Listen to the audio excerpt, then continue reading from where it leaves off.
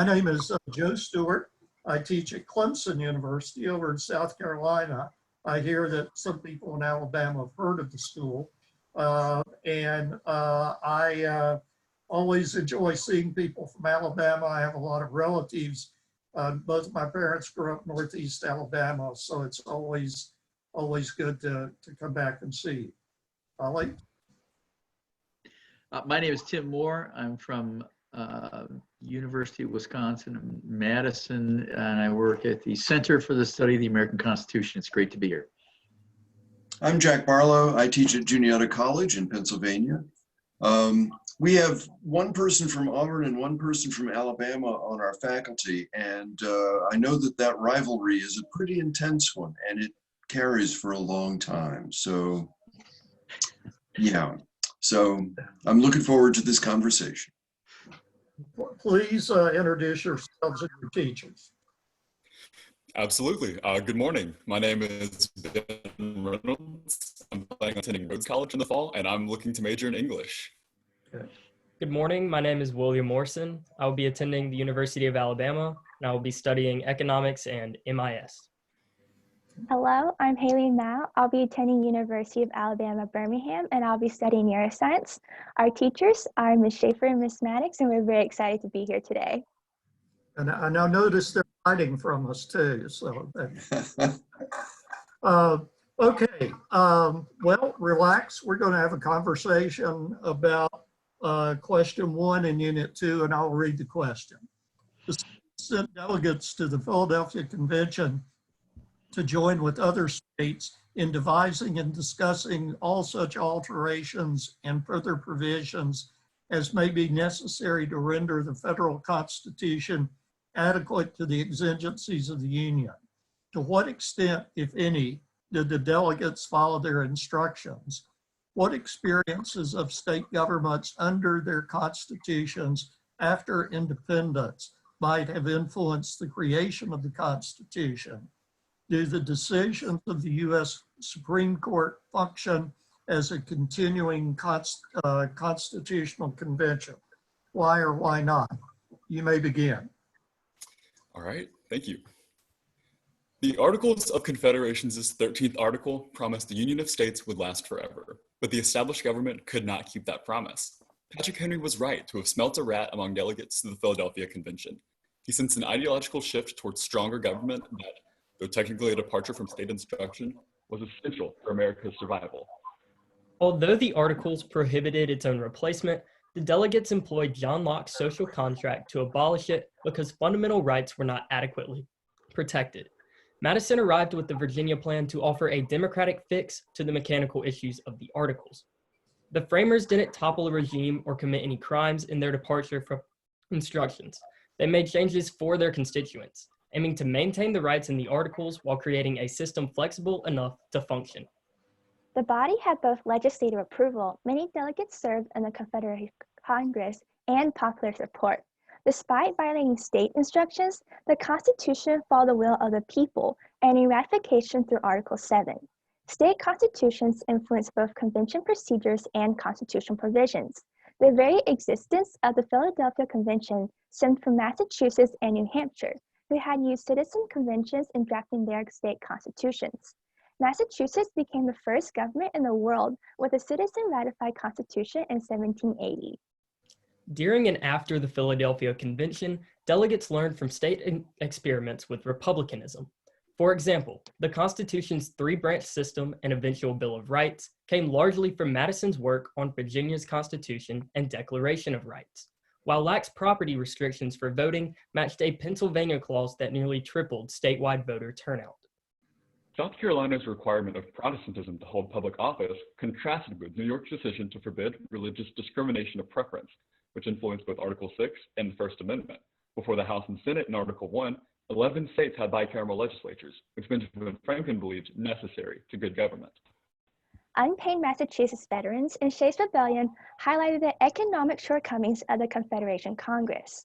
The new government needed a Congress capable of collecting taxes, but also calling forth a militia when rebellions like Shays' occur. Both of these needs were addressed in Article 1, Section 8. These protests forced even the stalwart New York Congress to urgently recommend a convention. Responding to anti-federalist demands for a do-over, Madison asserted another convention could be fatal to the Constitution's intentions. Yet in some ways, the Supreme Court has served as an ongoing convention. John Marshall defined the function of the court, claiming the duty of the judicial department is interpretation, not writing new legislation. Justice Breyer agreed when he called the court America's boundary patrol, an institution meant to understand laws rather than author them. The Constitution's intentional general language gives the court flexibility to apply its principles to citizens in a rapidly progressing society. During the Civil Rights Movement, the Supreme Court upheld the First Amendment's right to association in NAACP v. Alabama, 1958. Later, in Griswold v. Connecticut and Roe v. Wade, the court balanced government interests with citizens' rights, recognizing the inherent and specific right to privacy through the First, Third, Fourth, Ninth, and 14th Amendments. In these cases, the Supreme Court protected the people's rights, ensuring the government ruled within its constitutional bounds.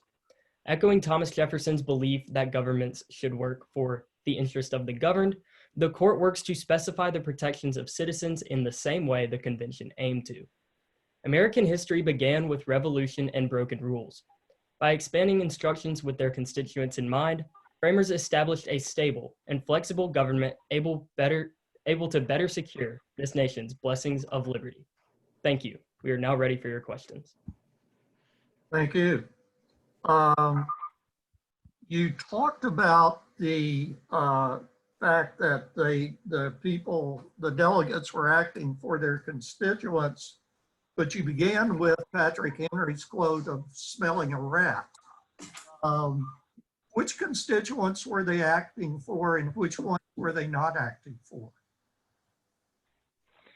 I would say they were acting for the people, for anyone who was struggling under the Articles of Confederation. We mentioned Shays' Rebellion and the problems that the unpaid farmers had in the wake of the Revolution, but they also were working for people like from citizens from Rhode Island who suffered from a currency crisis in the 1780s. So anyone that was struggling under the Articles of Confederation, they were working towards in convention. Right, and besides the big states in Virginia and New York and Massachusetts, many states struggled to collect enough money to sustain their ventures in funding. And so we saw in New Hampshire in a paper money riot in 1786 that the farmers there did not have enough money to pay for their crops. And so they rioted, which is not a good way to have government. The firm League of Friendship of the Articles was failing because there was an unstable government in place, that the Congress was too weak. And the purpose of the convention was to promote the lasting welfare of the country that the founders truly treasured. Right, and I think it's important to note that not only were the framers of the convention working for the people in their time, but they were working for generations afterwards. They saw that the Articles could not maintain mechanically the population growth, for example, or in the Articles of Confederation, Article 5 outlined a rudimentary and mathematically improbable system of representation that they knew wasn't going to work. So they were working for us in 2020 even. So you guys talked a lot about the domestic implications. Talk to me a little bit about the foreign policy implications of the Articles of Confederation, trade and so forth. What had happened with that, and how does the Constitution solve that problem? So in the Articles of Confederation, separate states could enter their own treaties and make their own trade deals. But in the Constitution, that was applied differently, to where in Article 1, Section 10, it does not allow states to enter their own treaties, and commerce is left up to Congress and not the states. Right. It was the work of mainly Alexander Hamilton, who was able to see like those business implications arguably 80 years ahead of where they were in convention. So they were working to make sure that the United States had a strong and unified presence in international relations. They were worried about the legitimacy of America under the Articles not passing the test for European countries that were vital trade partners. So they needed unification in that sense, I would say. I'd like to ask about anti-federalists. Out of all of the criticisms they had about the convention itself, which do you think is most convincing? Not about the Constitution, but the convention. George Clinton, who people think was the anti-federalist writer Cato, made a pretty strong argument, at least in the time, that the convention wasn't authorized by Congress, and in doing so had no right to, I guess, make the broad strokes that they did. But I would push back against Clinton as Cato by saying that the Article 7 power of ratification, like putting the Constitution in the people's hands, suggested that there was nothing treasonous about what the framers did.